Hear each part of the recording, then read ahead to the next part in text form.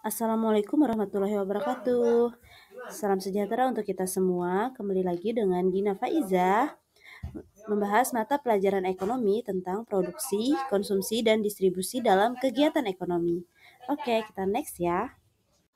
Untuk tujuan pembelajaran kita hari ini, yang pertama, peserta didik dapat menjelaskan pengertian produksi, konsumsi, dan distribusi. Selanjutnya, peserta didik dapat menghitung biaya produksi dan penerimaan. Yang ketiga, peserta didik mengetahui mata rantai distribusi. Pengertian produksi. Produksi adalah kegiatan manusia menciptakan atau menambah nilai guna suatu barang. Jadi, kegiatan produksi itu bukan hanya kegiatan yang menciptakan nilai guna barang, tetapi jika suatu kegiatan itu menambah nilai guna suatu barang, maka itu juga disebut kegiatan produksi. Contohnya misalnya merubah sebongkah kayu menjadi lembaran papan. Meskipun papan itu adalah bukan barang jadi, atau bisa disebut saja barang setengah jadi, itu juga termasuk kegiatan produksi karena dia menambah nilai guna barang itu sendiri. Lalu apa sih tujuan produksi itu? Nah, tujuan produksi itu adalah untuk membantu manusia memenuhi kebutuhannya untuk mencapai kemakmuran. Contohnya aja seperti ini, produksi kendaraan. Bayangkan aja seandainya tidak ada kendaraan, maka kita akan mencapai suatu tempat dengan cara berjalan. Misalnya aja tujuannya 10 km, maka kita akan mendatangi tempat tersebut hanya dengan berjalan kaki. Nah, diciptakannya kendaraan itu adalah untuk memudahkan manusia bermobilisasi atau berpindah tempat lebih cepat dan lebih mengurangi tenaga. Faktor-faktor produksi, yang pertama ada faktor produksi alam. Yang kedua ada faktor produksi tenaga kerja. Yang ketiga ada faktor produksi modal. Dan keempat ada faktor produksi mesin. Keseluruhan faktor produksi ini harus ada dalam proses produksi. Jika salah satunya saja tidak ada, maka hasil produksi itu tidak akan pernah ada. Contohnya seperti ini. Pada produksi pisang goreng. Ibaratnya pisangnya itu adalah produksi alam. Ibu-ibu yang menggorengnya itu adalah tenaga kerjanya. Kemudian tepung, minyak, gula, dan barang-barang lainnya itu adalah modalnya. Kemudian penggorengan dan kompornya itu adalah mesinnya. Bayangkan aja seandainya salah satu dari itu semua tidak ada, misalnya aja tidak ada tenaga kerjanya atau tidak ada ibu yang menggoreng atau membuat pisangnya, otomatis pisang goreng itu tidak akan ada. Atau misalnya ibunya ada, kemudian bahan-bahan lainnya ada, penggorengannya ada, tapi pisangnya tidak ada, maka juga tidak akan tercipta produksi pisang goreng. Nah, jadi semua faktor produksi ini harus ada agar tercipta sebuah produk atau sebuah barang. Fungsi dan rumus produksi. Fungsi produksi itu adalah Q sama dengan R dikali L dikali C dikali T. Q adalah jumlah barang atau quantity, R itu berasal dari kata resource, L itu labor, C itu capital, T itu teknologi. Sama seperti faktor-faktor produksi tadi, untuk menciptakan sejumlah barang maka harus ada 4 faktor produksinya, yaitu resource atau sumber daya, labor atau tenaga kerja, kapital atau modal, dan teknologi atau mesin. Selanjutnya, rumus produksi. Rumus produksi itu adalah TC sama dengan FC ditambah VC. TC adalah total cost atau total biaya, FC adalah fixed cost atau biaya tetap, VC adalah variable cost atau biaya variabel. Apa itu TC? TC itu adalah keseluruhan biaya yang ada pada saat proses produksi. Sedangkan fixed cost atau biaya tetap itu adalah biaya yang tidak berubah meskipun jumlah produksinya berubah. Contohnya seperti biaya tenaga kerja dan biaya mesin. Sedangkan VC adalah variable cost, itu biaya variabel atau biaya yang dapat berubah ketika jumlah produksinya berubah. Contohnya aja seperti biaya bahan baku atau biaya bahan bakar. Penerimaan. Penerimaan total atau total revenue. Rumusnya TR sama dengan P dikali Q. P itu berasal dari kata price atau harga, Q itu berasal dari kata quantity atau jumlah barang atau banyaknya barang.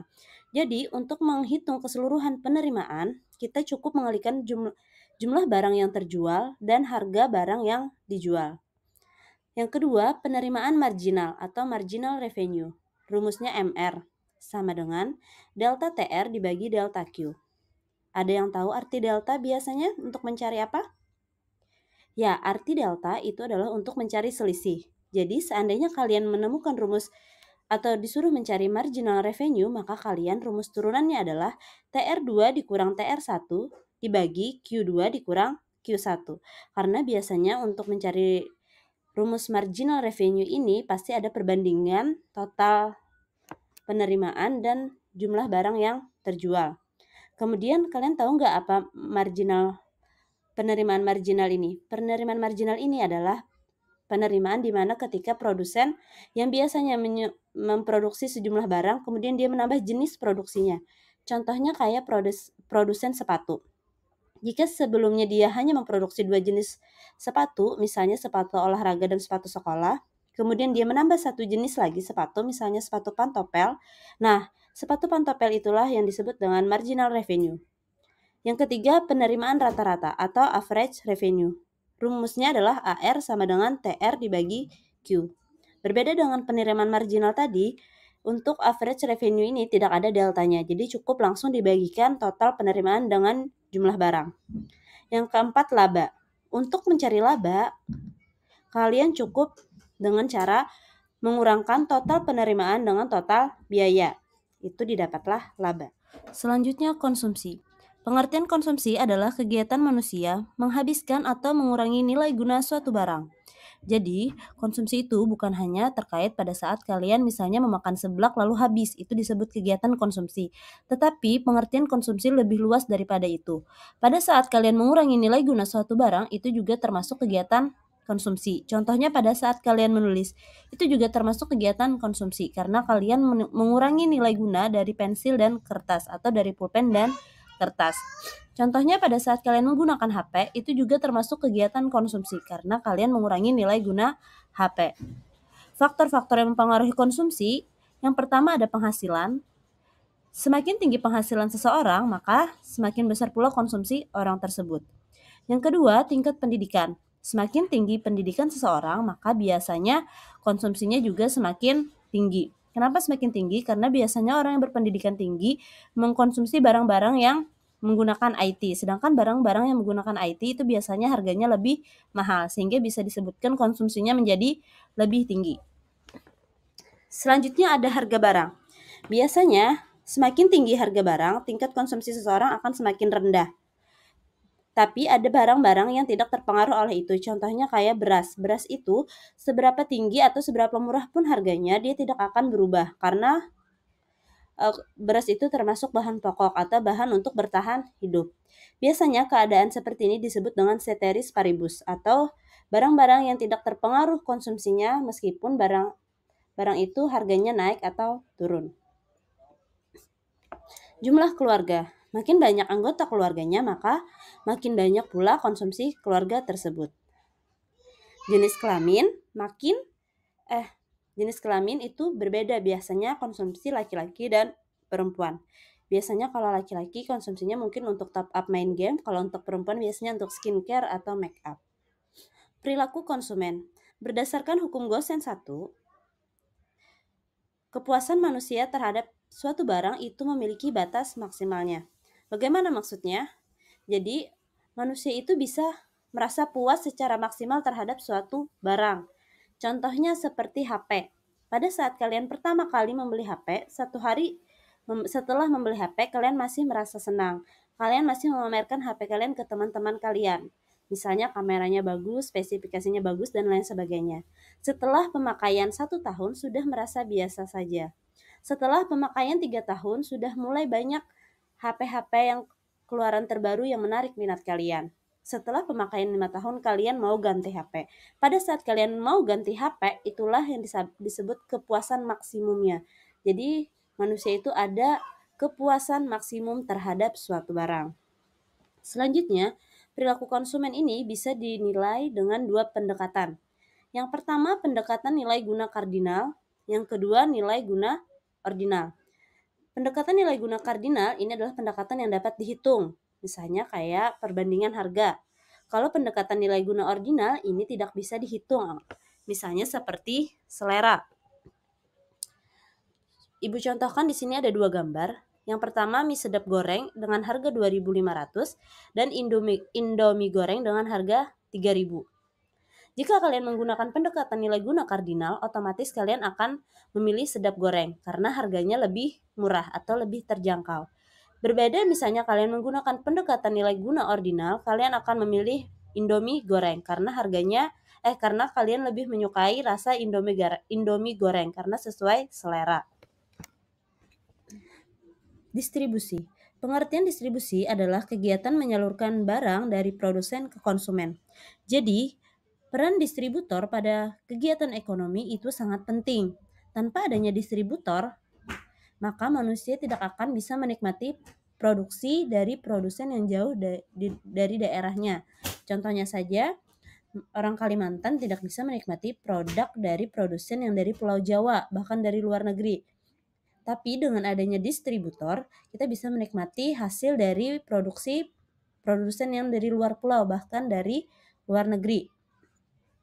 Nah, mata rantai distribusi ini ada 5. Yang pertama sangat pendek. Mata rantai sangat pendek ini cuma dari produsen ke konsumen. Contohnya seperti kalian membeli pisang goreng di tempat orang jualan pisang goreng, itu kan langsung dari produsennya, langsung tempat produksinya juga di sana, kalian sebagai konsumennya. Selanjutnya, mata rantai pendek. Mata rantai pendek ini dari produsen ke pengecer, lalu ke konsumen. Selanjutnya, mata rantai agak pendek. Ini dari produsen, pedagang besar, pengecer, dan konsumen. Selanjutnya, mata rantai panjang itu dari produsen, agen, pengecer, lalu ke konsumen. Mata rantai sangat panjang itu berasal dari produsen ke agen, pedagang besar, pengecer, lalu terakhir ke konsumen. Sekarang pertanyaannya ada di sini. Apa perbedaan agen dan pedagang besar? Agen ini adalah pedagang yang menjual dalam jumlah banyak, tapi biasanya hanya menjual satu jenis barang. Berbeda dengan pedagang besar, biasanya pedagang besar ini dia menjual dalam jumlah banyak juga, tapi jenis barang yang dijual itu ada beragam. Misalnya kalau dia agen jualan plastik, dia cuma jualan plastik. Kalau pedagang besar kalau dia ada jualan plastik, ada jualan minyak goreng, ada jualan beras dan lain sebagainya. Jadi itu berbeda. Kemudian jika ditanya yang mana lebih murah, agen atau pedagang besar, itu adalah agen karena biasanya agen ini langsung dari produsen. Kalau pedagang besar itu ada yang tidak langsung ambil ke produsen, tapi dia membeli dari agen dulu, baru dia ke pengecer. Nah, selanjutnya ada pertanyaan. Kira-kira kalau Pertamina atau kalau kalian beli bensin di pom Pertamina, itu kira-kira masuk mata rantai distribusi yang mana? Kalau itu masuk ke mata rantai distribusi panjang. Kenapa mata rantai distribusi panjang? Karena biasanya produsennya itu dari luar negeri yang memproduksi minyak mentah menjadi minyak jadi, kemudian dijual ke agen, agennya itu adalah Pertamina, kemudian dijual ke pengecer, pengecernya itu adalah pom-pom Pertamina dan dibeli oleh konsumen. Kenapa pom Pertamina itu disebut pengecer? Karena sebetulnya pom Pertamina itu tidak boleh menjual minyaknya, kemudian orang beli minyak di Pertamina dan dijual lagi, apalagi untuk barang-barang yang subsidi. Karena barang-barang subsidi seperti Pertalite atau solar itu tidak boleh untuk dijual lagi, tidak boleh untuk dijual lagi, tapi membelinya untuk dikonsumsi.